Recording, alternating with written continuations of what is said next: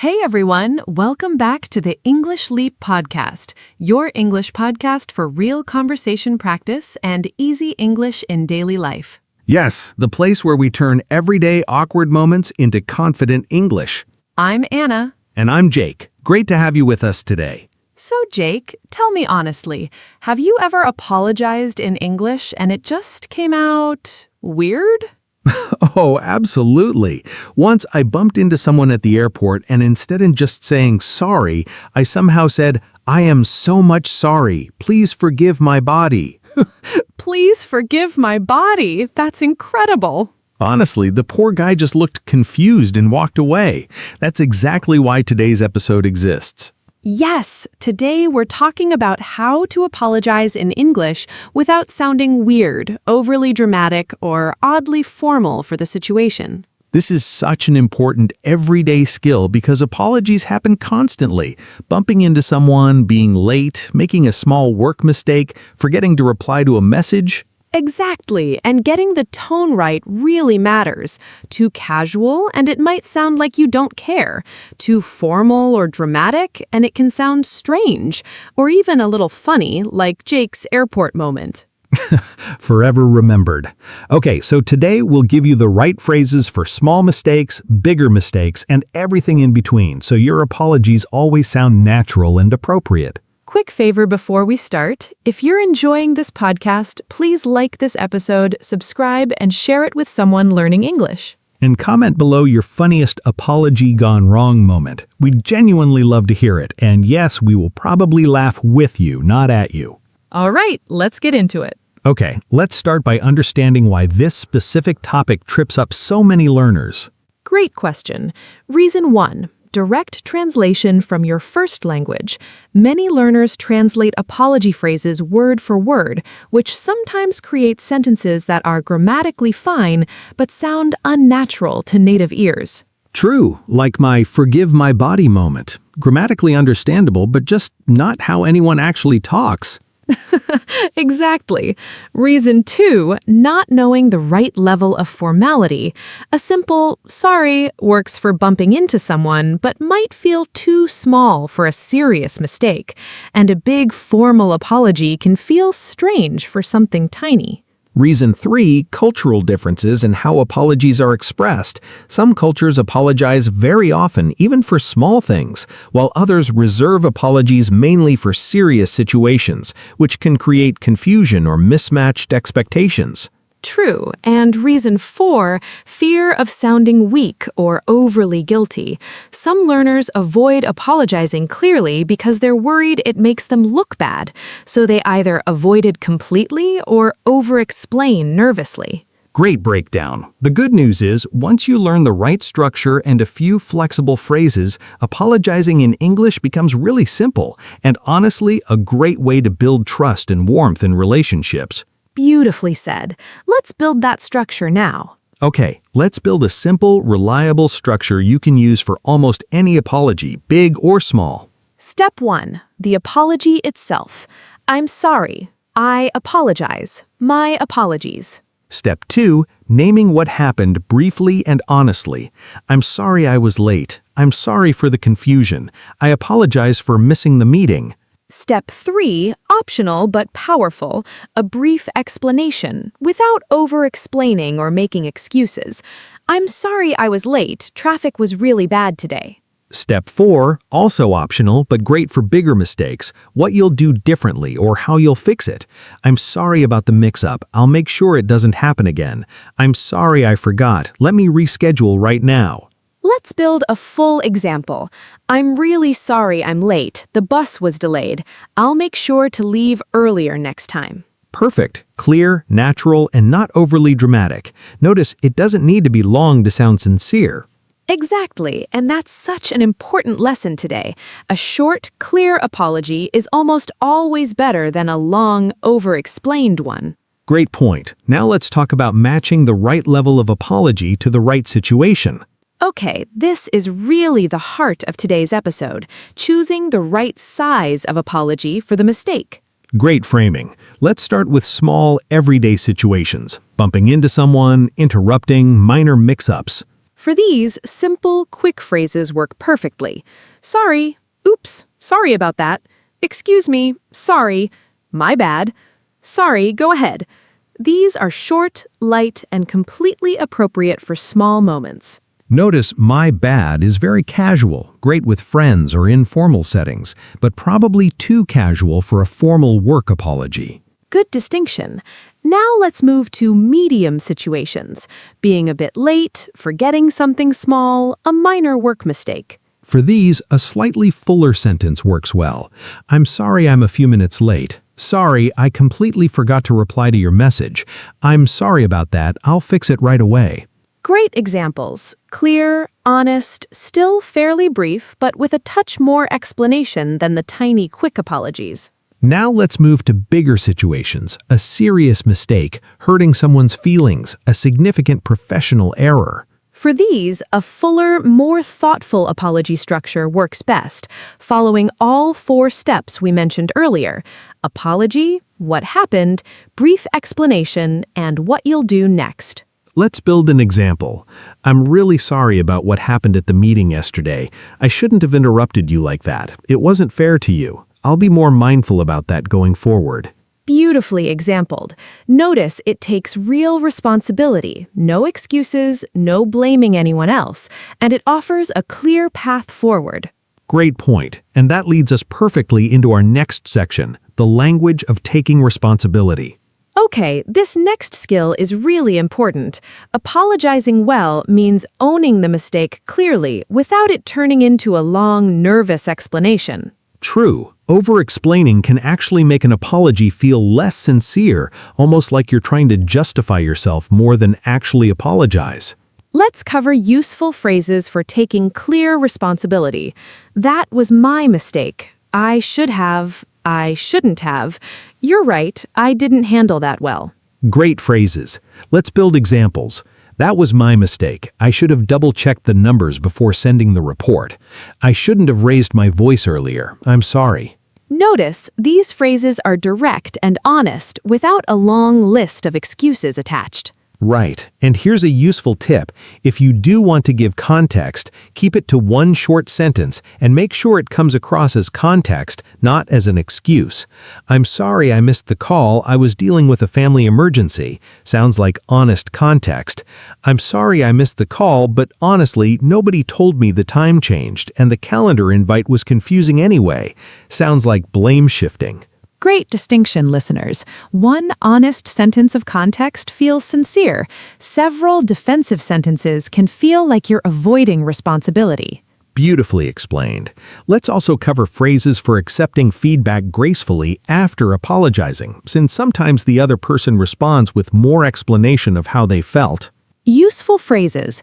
That makes sense. Thank you for telling me. I understand why that upset you. I appreciate you being honest with me about this. Great tools, listeners. A great apology isn't just the words you say first, it's also how you listen and respond afterwards. Let's quickly cover a few different settings because the tone shifts slightly depending on where you are. First, casual, with friends. Sorry, my bad. Sorry, I totally forgot. Sorry about that, won't happen again. Light, relaxed, quick. Second, at work with colleagues. I apologize for the delay.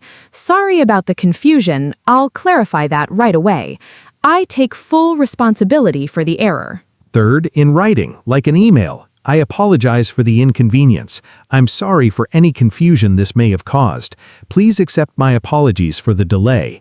Great phrases, and notice written apologies often use slightly more formal wording.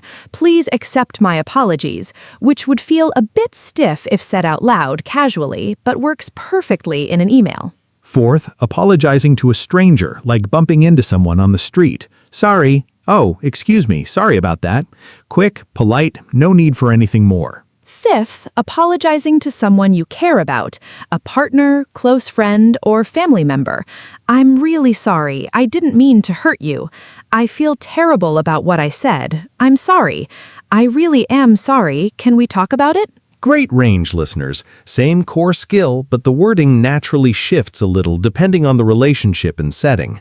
Let's cover a few common mistakes so you can avoid them easily. Mistake 1, over-formal apologies in casual situations, saying, "I deeply apologize for this inconvenience" after bumping into someone in a hallway. That's way too formal. It can sound sarcastic or strange. True. Save that formal language for emails or serious professional situations. For small moments, sorry or sorry about that is completely enough. Mistake 2, adding too many excuses. Remember, one honest sentence of context is fine, but several defensive explanations can weaken the apology. Mistake 3, saying sorry for that instead of sorry about that in casual speech. Both are technically understandable, but sorry about that sounds more natural in everyday conversation. Mistake 4, forgetting to actually name the issue. Just saying sorry repeatedly without specifying what you're apologizing for can feel vague and less sincere. Sorry isn't as effective as sorry, I completely lost track of time. Mistake 5, apologizing with a rising, questioning tone, like you're not sure you actually did anything wrong. Even simple phrases like sorry sound more sincere with a calm, steady tone rather than sounding uncertain or defensive. Great point. Tone really does matter as much as the words themselves. Beautifully covered, listeners. Small adjustments, big difference in how sincere your apology feels. Quick cultural note before our example conversations. Apology culture actually varies quite a bit across English-speaking countries. True. In the United States, apologies are often fairly direct and brief, especially in casual settings. Sorry alone often does the job completely. In the United Kingdom, sorry is used incredibly often, even for very small things, sometimes even when it's not really your fault at all, like someone accidentally bumping into you. True, the famous British habit of apologizing for things that aren't even their fault. In Australia, apologies tend to be casual and relaxed too, often paired with humor to lighten the moment. "Ah, my bad, mate." And here in many parts of India and South Asia, the emphasis in apologies often leans more towards showing genuine respect and humility, sometimes with slightly more formal or expressive language, especially with elders or authority figures. Great context, listeners, because it really shows there's no single correct apology style, just different natural norms depending on where you are and who you're speaking with. Beautifully summarized. Now let's put everything together with 2 full example conversations. Okay, first one, a small, casual apology between friends. Hey, sorry I'm late. The train was delayed. No worries at all, I just got here myself. Still, sorry for making you wait. Have you ordered yet? Not yet, I was waiting for you. Let's order now. Great. Quick, natural, no drama, exactly how a small apology should sound between friends. Now let's do a slightly bigger one, a workplace apology after missing a deadline. Hi, Sarah. Do you have a minute? I wanted to apologize for missing the deadline yesterday. Oh, thanks for bringing it up. What happened? Honestly, I underestimated how long the report would take. That was my mistake. I should have asked for more time earlier instead of waiting until the last minute. I appreciate you owning that. Do you think you'll need extra time on future projects like this? I don't think so, but I'll definitely build in more buffer time going forward, and I'll flag it earlier if I'm running behind. Sounds good. Thanks for being upfront about it. See, listeners, notice the full structure here. Clear apology, honest explanation without excuses, and a clear plan going forward. Confident, mature, and completely professional. Beautifully demonstrated. Let's do one more, a slightly more personal one, apologizing to a partner after an argument. Hey, can we talk? I've been thinking about what I said earlier, and I'm really sorry. Okay, I'm listening. I shouldn't have raised my voice. That wasn't fair to you, especially when you were just trying to explain your side. Thank you for saying that. It did hurt a bit. I understand, and I really am sorry. I'll try to stay calmer next time, even if I'm frustrated. I appreciate that. Thank you. Beautiful, warm example, listeners, showing real emotional honesty without being overly dramatic or under-explained. Quick FAQ before we move to practice. From a listener named Diego, is it okay to say, "my apologies" instead of "I'm sorry"? Great question, Diego. Yes, my apologies is a completely natural, slightly more formal alternative, great for professional settings or emails. Next, from a listener named Wei, what if I don't think I did anything wrong, but the other person is upset? Good question, Wei. You can acknowledge their feelings without necessarily admitting full fault. I'm sorry you feel that way. That wasn't my intention. It's honest and still shows care. Next, from a listener named Fatima, is it weird to apologize by text message instead of in person? Not weird at all, Fatima, especially for smaller things. For bigger, more serious apologies, in person or a phone call is often more meaningful, but a sincere text is completely acceptable for everyday situations. Last one from a listener named Marco. How do I accept someone else's apology naturally in English? Great final question, Marco. Useful phrases. No worries at all. It's completely fine. Thank you for saying that. I appreciate it. Don't worry about it. All warm, natural ways to accept an apology gracefully. Great questions today, everyone. Thanks for sending them in. Quick shadowing exercise before practice time. We say a sentence, you repeat it out loud. Sentence 1. Sorry about that. Now you. Sentence 2. I'm really sorry I'm late. Now you. Sentence 3. That was my mistake. I should have double-checked. Now you. Sentence 4. I apologize for the confusion. Now you. Sentence 5. I understand why that upset you. Now you. Sentence 6. No worries at all. It's completely fine. Now you. Great job, everyone. Let's also review our full glossary quickly. Small apologies. Sorry. Oops, sorry about that. My bad. Medium apologies. Sorry I'm a few minutes late. Sorry, I completely forgot. I'm sorry about that. I'll fix it right away. Bigger apologies. I'm really sorry about. I should have. I shouldn't have. I'll make sure it doesn't happen again. Written apologies. I apologize for the inconvenience. Please accept my apologies. I'm sorry for any confusion this may have caused. What a complete toolkit, listeners. Review this whenever you need a quick refresher before a real conversation. Quick bonus vocabulary section. A few idioms that come up naturally around apologies and repairing relationships. Great idea. First, make it up to someone, meaning to do something kind to compensate for a mistake. I'm really sorry. Let me make it up to you. Dinner's on me. Second is hold a grudge, meaning to stay angry about something for a long time. I don't want to hold a grudge over something so small. Third is bury the hatchet, meaning to end a conflict and move forward peacefully. We had a disagreement last year, but we've buried the hatchet since then. Fourth is water under the bridge, meaning something in the past that no longer matters. Don't worry about it, honestly. It's water under the bridge now. Fifth is own up to something, meaning to admit responsibility honestly. I think it's important to own up to my mistakes. Sixth is clear the air, meaning to resolve tension or misunderstanding through honest conversation. I think we should talk and clear the air about what happened. Let's build an example combining a few. I know things were tense after our disagreement, but I really want to clear the air. I should have owned up to my mistakes sooner, and I hope we can put it behind us. Water under the bridge. Perfect, natural example, listeners. These idioms instantly add warmth and fluency to conversations about resolving conflict. Let's do one more role play, this time a customer service situation, since apologizing professionally to a customer is a really valuable, common skill. Hi, I ordered this 2 weeks ago and it still hasn't arrived. I'm honestly pretty frustrated. I completely understand your frustration and I'm really sorry for the delay. Let me look into this right away. I'd appreciate that. This isn't the experience I expected.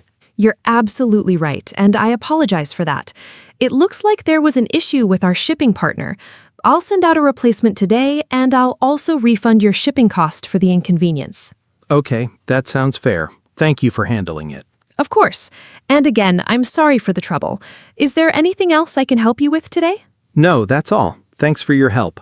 See, listeners? Notice how calm, clear, and solution-focused that apology was.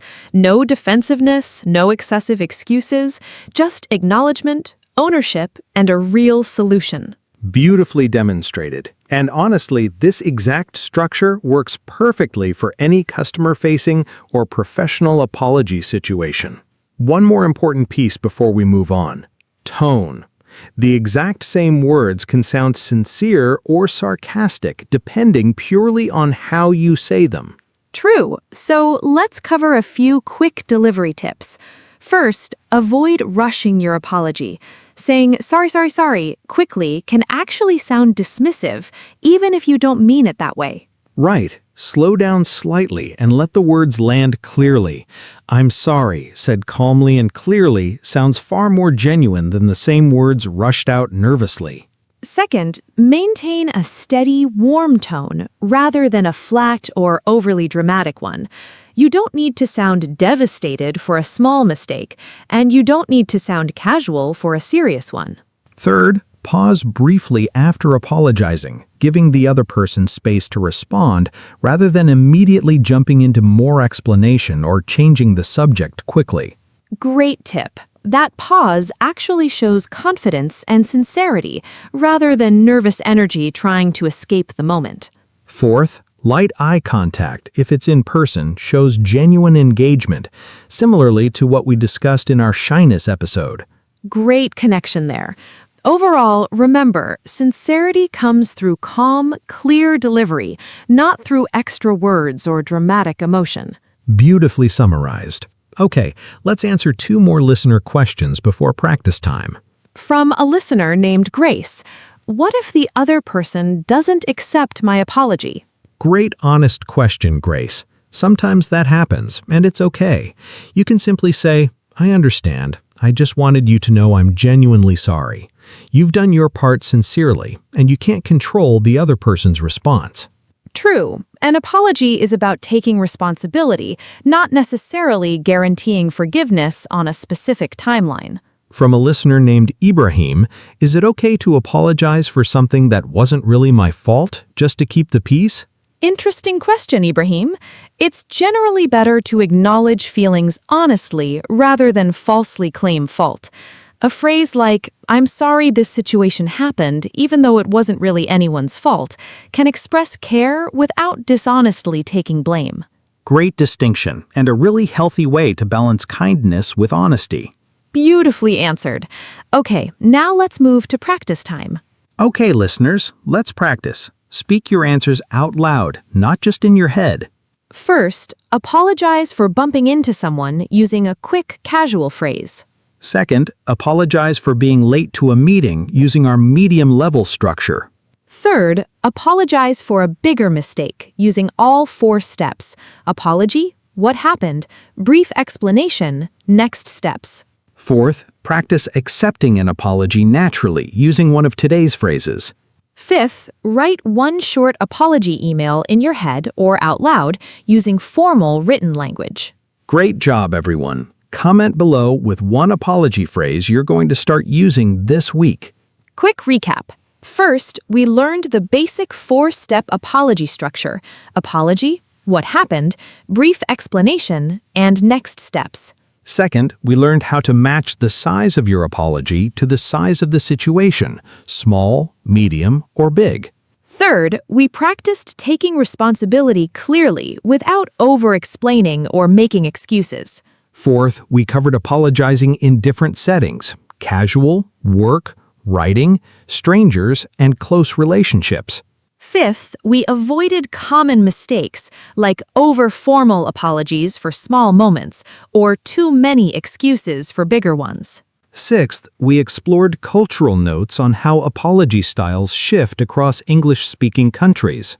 And finally, we practiced 3 full example conversations: casual, professional, and personal. That's everything you need to apologize naturally, sincerely, and confidently in any English-speaking situation. All right, that's it for today's episode. Next time you need to apologize in English, try using one of today's phrases, even just one. If this episode helped you, please like it, subscribe to the podcast, and share it with someone learning English. And comment below. Tell us your favorite apology phrase from today's episode. Thank you so much for spending this time with us today. Keep practicing, and we'll see you in the next episode.